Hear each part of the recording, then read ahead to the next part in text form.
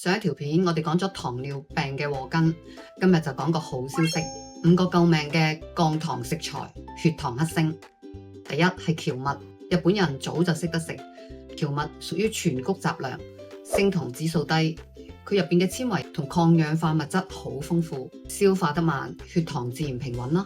蕎麥入邊嘅蘆丁仲有助改善微循環，每日用蕎麥代替白米，血糖嘅曲線會平滑好多。第二係花椰菜，無論係西蘭花定係椰菜花，呢個係菜中嘅黃金，熱量低，纖維高，食完飽肚又唔升糖，仲有維生素同抗癌成分，甚至可以將佢切碎炒成椰菜花米嚟代替白飯，碳水即刻大減。佢係糖尿病人嘅恩物，一半係呢啲蔬菜就最完美。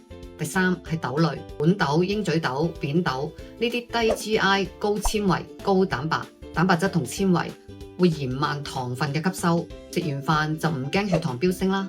每日一小碗飯菜組合，穩定血糖一流。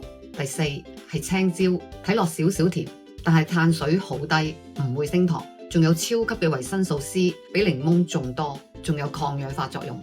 無論係生食、快炒都好，百搭又好食。第五係淮山，呢個係降糖之王。淮山入邊嘅黏蛋白會形成凝膠，延緩葡萄糖嘅吸收，抑制餐後嘅血糖飆升。而且佢升糖指數低，仲有鉀元素，可以幫助血壓穩定。用淮山代替白飯，血糖穩定到冇得頂。除咗揀啱食物，我哋進食嘅方式一樣好重要。送俾你3個貼士：第一，細嚼慢咽，食得太快，血糖會即刻飆升，胰島素都趕唔切做嘢。慢慢食，血糖更平穩。第二，先菜後飯，首先食菜同蛋白質，形成纖維隔牆，血糖可以減低50%。